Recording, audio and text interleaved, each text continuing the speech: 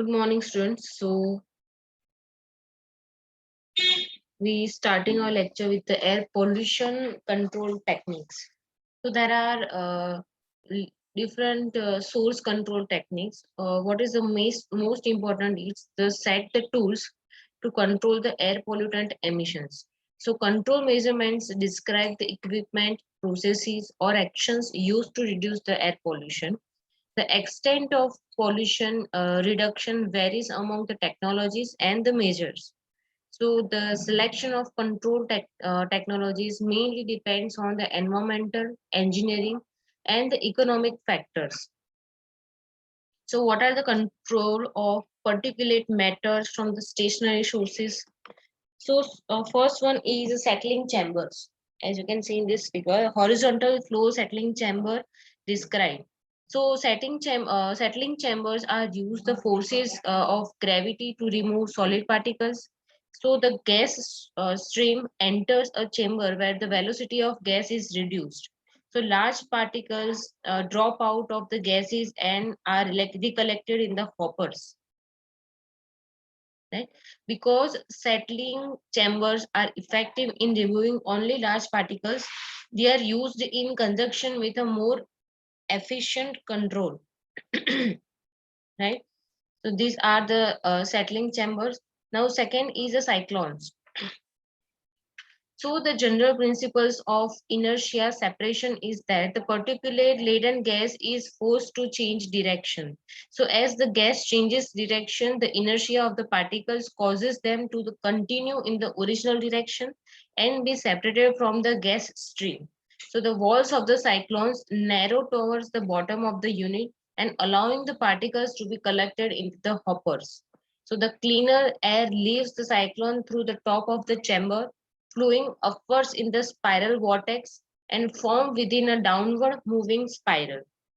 Right, so these cyclones are very efficient in removing large particles, but are not as efficient with the smaller particles.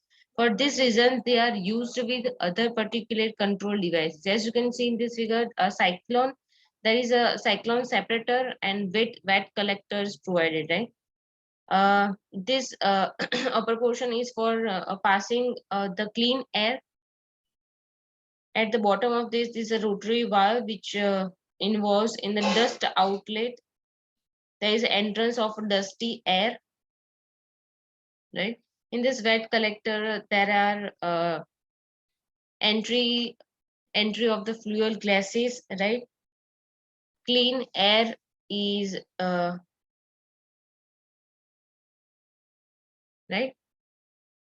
So here water entering, and these are the acidic water which is removed in the bottom of the collector. So these are the cyclone separator, right? It is generally used for separation of large particles, not for the smaller particles. Next is a Venturi scrubbers. So Venturi scrubbers are use a liquid stream to remove solid particles. So in this scrubber, gas laden with a particular method passes through a short tube with a flared ends and a constricted middle, as you can see in this figure. So this generally this constriction causes the gas stream to span the space to speed up when the pressure is increased. So the difference in velocity and pressure resulting from the constriction causes the particles and the water to mix and the combine. So the reduced velocity at the expanded section of the throat allows the droplet of water which is containing the particles to drop out the gas stream. So these scrubbers are very effective in removing small particles with the removal efficiency of up to 99%. So there are one drawback of this device is the production of the wastewater. Next is a fabric filters or bag houses. So the fabric filters or the bag houses remove dust from the gas stream by passing the stream through the porous fabric, as you can see in this figure. These are the filter bag. This whole are the fabric filter bag house, right? Here at the bottom, provided with a collection hopper. There are a cell plate point of attach for open bag ends, trap dust on inner bag surface, dusty air inlets, clean air outlets are provided, right? It shows like that. So it's based on working on this principle, right? This figure describes filter fabric bag house. So this fabric filter is efficient at removing the fine particles and can exceed efficiency of 99% in the most applications. So the selection of fiber materials or fabric construction is important to bag house performance. So the fiber material from which the fabric is made must have adequate strength characteristics at a maximum gas temperature expected and adequate chemical compatibility with both the gas and the collected dust. So there are one disadvantage of this fabric filter is that high temperature gases often have to be cooled before the contacting the filter medium. Now next is electrostatic precipitators, which is also known as ESPs. Right? So this ESP is a particular control device that uses electrical forces to move the particle out of the flowing gas stream and onto the collector plates. So this ESP places electrical charges on the particles, causes them to the attracted to oppositely the charged metal plates located in the precipitator. These particles are removed from the plates by wrapping and collected in a hopper located below the unit. So the removal efficiency for ESPs are high variable. However, for very small particle alone, removal efficiency is about 99%. Electrostatic precipitator are not only used in utility application but also other industries like exhaust gas particles such as cement, pulp and paper production, which includes salt cake and lime dust, and petrochemicals like sulfuric acid mist. And as you can see in this figure, there is a waste gas without any smoke particles. Waste gases containing small smoke particles, right? First one procedure is smoke particles pick up a negative charge.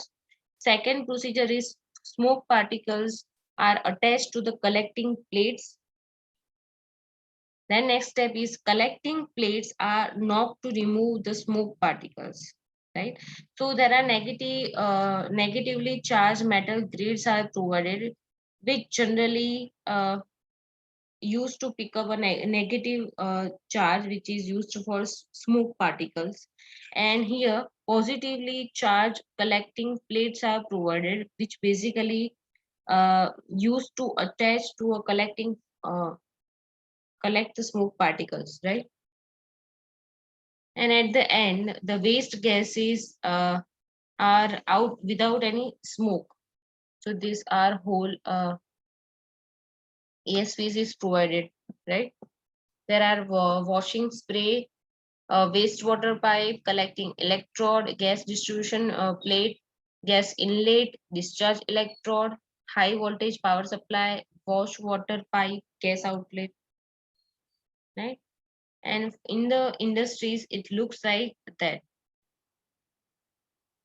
Okay, so control of the gaseous pollutants from the stationary sources. The most common method of for the controlling gaseous pollutants is the additional of add-on control devices to recover or destroy the pollutant. So there are basically four common used methods or technologies for gaseous pollutants. First is absorption. Second is adsorption. Third one is condensations, and third one is a combustion. So talking about absorption means it simply absorbs the any materials, right? So the removal of one or more selected components from a gas mixture by absorption is probably most important operation in the control gaseous pollution emissions, right? So absorption is a process in which the gaseous pollutants is dissolved in a liquid. So water is most commonly used absorption liquid. As the gas stream passes through the liquid absorbs the gases, as you can see in this figure. it's starting with a contaminated gas, and then it's a packing, and then it's basically mixed with the liquid, which generally absorb the gases. And after all this procedure, a clean gas is passing through this absorption technique, right? So the absorbers are often referred to as a scrubbers, and there are various types of absorption equipment. So the principal type of gas absorption equipment includes the spray towers, packed columns, spray chambers, and venture scrubbers. So in general, absorption can achieve removal efficiency greater than 95%. One potential problem with this absorption is the generation of wastewater, which converts an air pollution problem to a water pollution problem, right? So, if we solve this air pollution problem, then another one is a generator, which is a water pollution, right? So it has this is our main big disadvantage, advantage, and also disadvantage.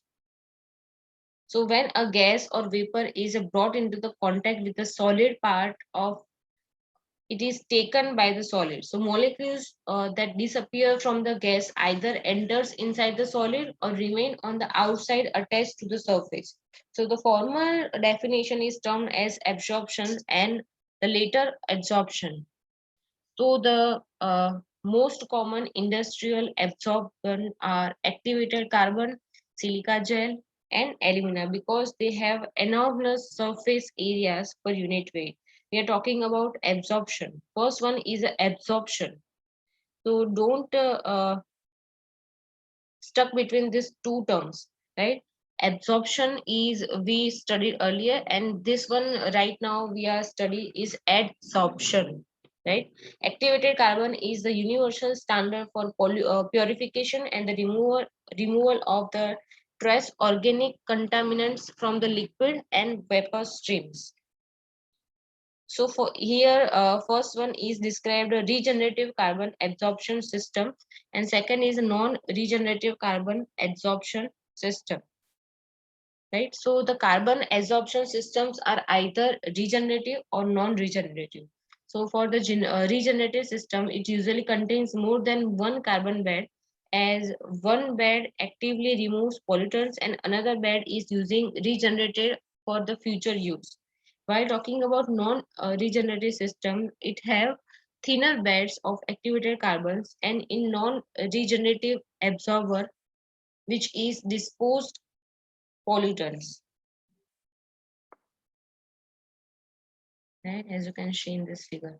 Okay, so here lecture is end, right? So if you have any confusion about this different types of pollutants and its device and its any system, right? So you can contact me.